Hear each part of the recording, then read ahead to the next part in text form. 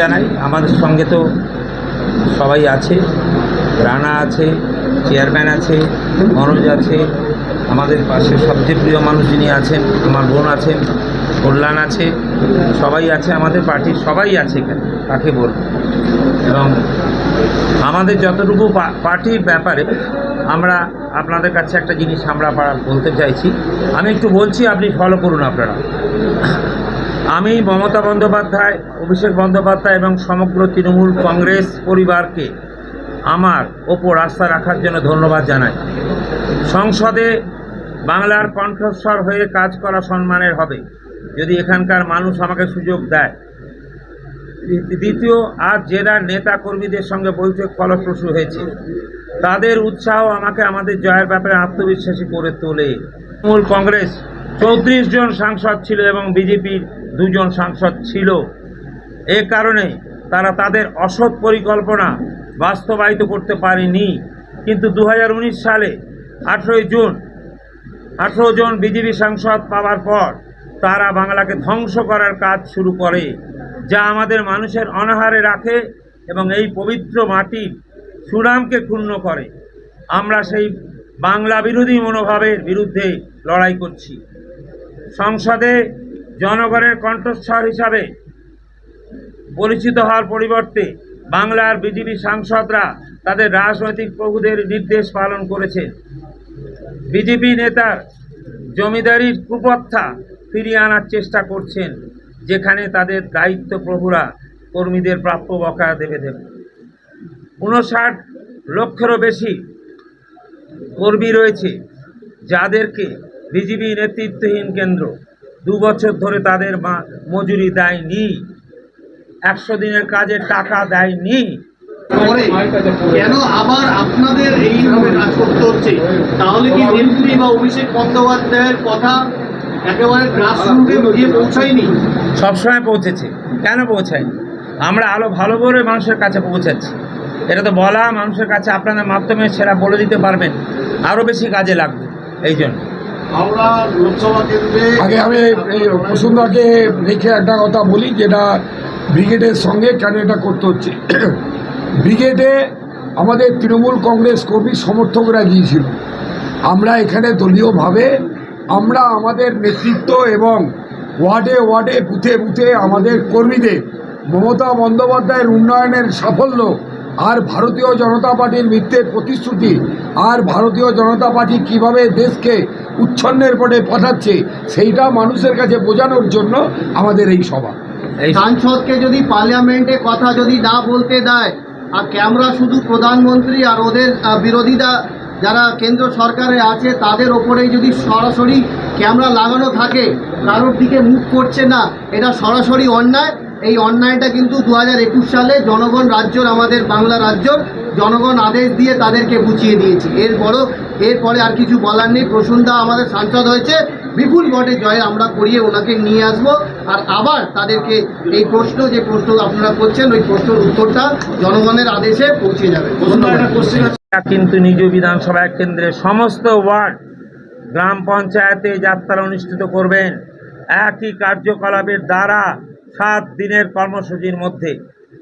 জেলা স্তরের সূচনা অনুষ্ঠান তারিখ 15/3/2024, 15/3/2024, স্থান জেলা তৃণমূল কংগ্রেস কার্যালয়।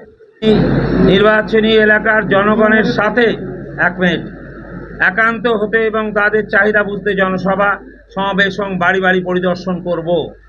বিজেপি কিভাবে বাংলা বিরোধী তাদের যে বিসর্জনের সময় এসেছে তা এখন বাংলার প্রতিটি মানুষের জানানো প্রয়োজন।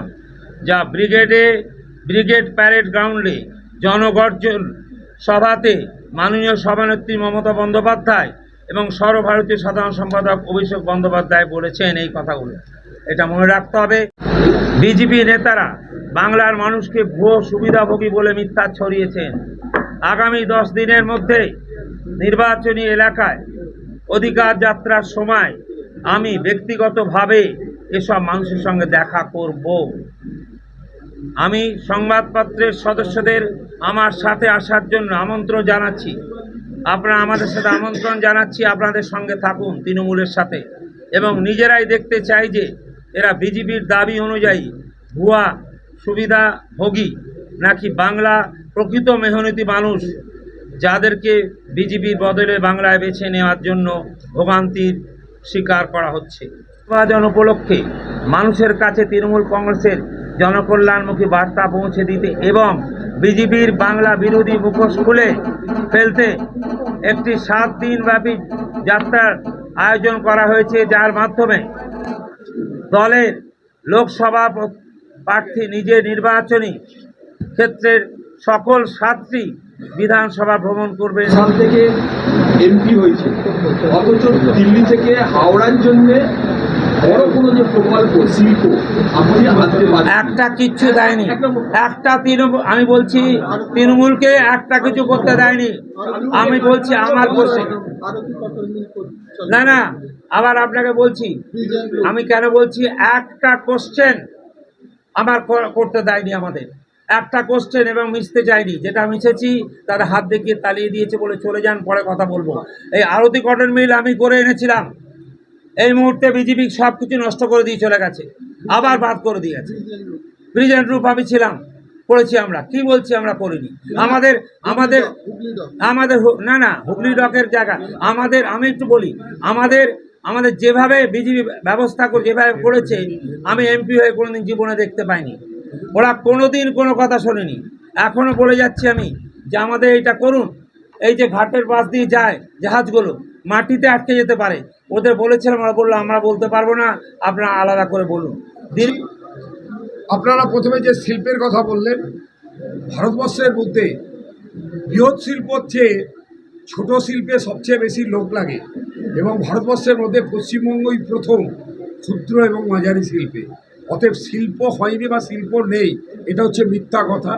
দ্বিতীয়ত, বাংলার যে উন্নয়ন হচ্ছে, বাংলার যেভাবে মানুষ তাদের বিগত দিনকে ভুলে গিয়ে নতুনভাবে বাঁচতে শিখেছে, তাকে আটকাবার জন্য প্রত্যেকটি ক্ষেত্রে, শুধু কেন্দ্র সরকারের যে ইউনিটগুলো আছে তা নয়, বাংলার বরাদ্দ টাকা পাওয়া যায় না।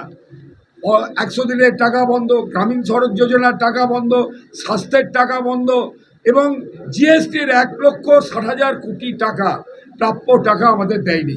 তা বাংলার উন্নয়নকে আটকাবার জন্য হাতে আর ভাতে মারছে। 100 দিনের সেটা আপনার লোকসভা কেন্দ্রের জন্য কতটা খরচা করতে পেরেছেন? পুরোটাই 100% পুরোটা করে দিয়েছি। ওগুলো আমি যতদিন না, তোমরা জিজ্ঞাসা করছো না না, স্টপ। আমি ওটা দলের নেত্রী বলে দিয়েছে, ওটা যা কিছু বলে দল বলে।